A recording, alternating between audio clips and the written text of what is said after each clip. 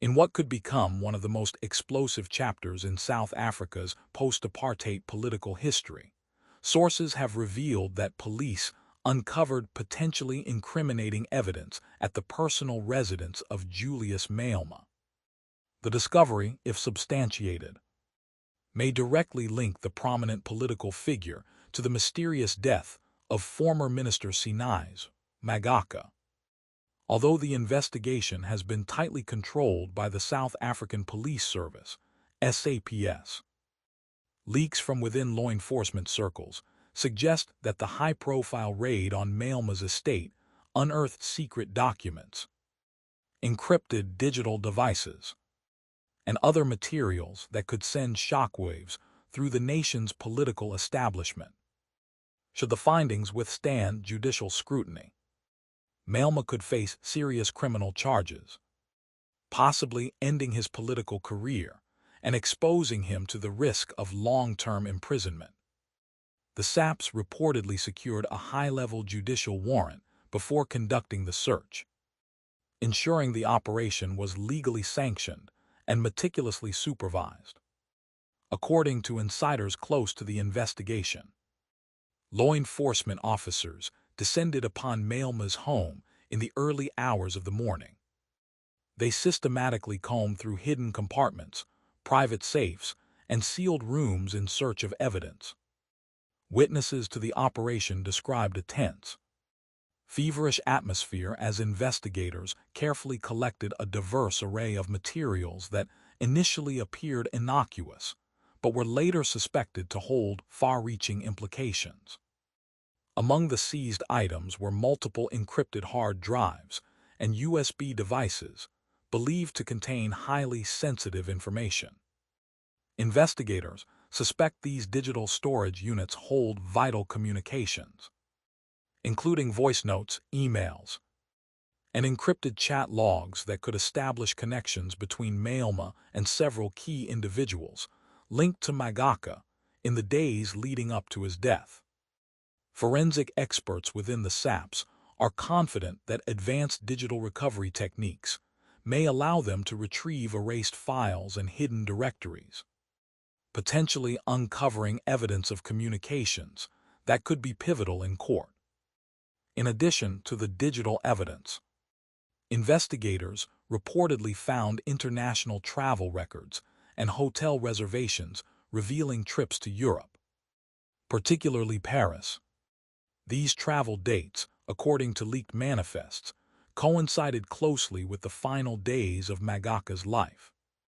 This overlap has raised questions about whether Malema or his associates were in the same city as the late minister during his last hours, and whether their paths might have intersected in ways not yet publicly disclosed. The discovery of photographic and video materials added a further layer of intrigue. Some of the confiscated digital files reportedly contain surveillance-style recordings of unidentified individuals entering and exiting buildings, including luxury hotels. Detectives believe that some of these clips may have been filmed at the Hyatt Regency Paris Atoll, the same hotel where Magaka's lifeless body was found. If authentic, these recordings could establish a direct link between Malema's circle and the scene of Magaka's death, a revelation that could drastically alter the trajectory of the ongoing investigation. The search also uncovered handwritten letters and documents believed to have originated from Malema's inner circle. These papers contained cryptic phrases such as forced window, scissors, and asterisk no struggle. Observers familiar with the French police report on Magaka's death immediately recognized these phrases as echoing details from the official account, which referenced a broken window and a pair of scissors found in the hotel room. The peculiar correspondence has prompted investigators to consider whether the notes were written by individuals attempting to manipulate the public narrative or conceal traces of wrongdoing. Adding to the complexity of the case, the raid revealed substantial quantities of cash in various currencies, as well as detailed banking records pointing to possible offshore financial structures. Authorities believe these documents expose a web of transactions involving shell companies and intermediaries, possibly used to funnel money between individuals connected to Magaka's final days. Forensic accountants working with the police suggest that decoding these financial movements could illuminate a broader network of political corruption and illicit financial dealings, potentially extending beyond South Africa's borders. Further deepening suspicions, investigators also seized multiple burner phones and SIM cards, both domestic and foreign. Initial analysis indicated that several of these devices had been wiped shortly before the raid, while others displayed activity timestamps aligning with the night of Magaka's death. Digital experts assert that if deleted call logs or encrypted messages can be recovered, they may be instrumental in mapping communication patterns and identifying who was in contact with whom in the crucial hours before the minister's death. Even partial data, they argue, could allow the reconstruction of a communication web implicating possible conspirators. To appreciate the potential gravity of these findings, one must revisit what is publicly known about the death of Sinaizo Magaka, a controversial figure and former minister. Authorities initially classified his death as a probable suicide, citing the broken window and scissors in the hotel room as evidence supporting this conclusion. However, the lack of a discernible motive and the suspicious nature of the physical evidence sparked widespread speculation. Although the official report stated there were no signs of struggle, conflicting witness accounts and discrepancies in surveillance records left many unconvinced.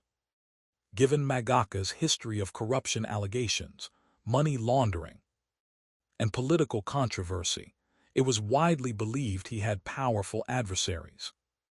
The evidence now linked to Malema's home casts these suspicions in a new light.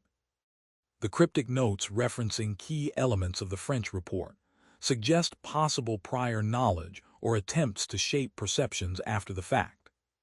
Furthermore, the overlapping travel records and financial transactions imply that Malema or his associates may have shared contacts with individuals who were close to Magaka in his final days.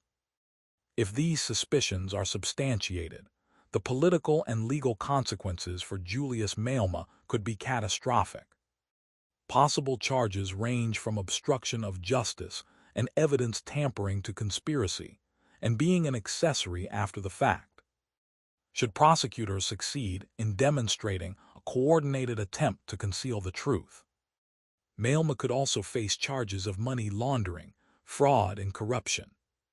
In the most severe scenario, if investigators can prove direct involvement in Magaka's death, homicide-related charges carrying life imprisonment could follow. Legal analysts caution, however, that establishing such a case would require irrefutable forensic proof, credible eyewitness testimony, and a clearly demonstrated chain of intent.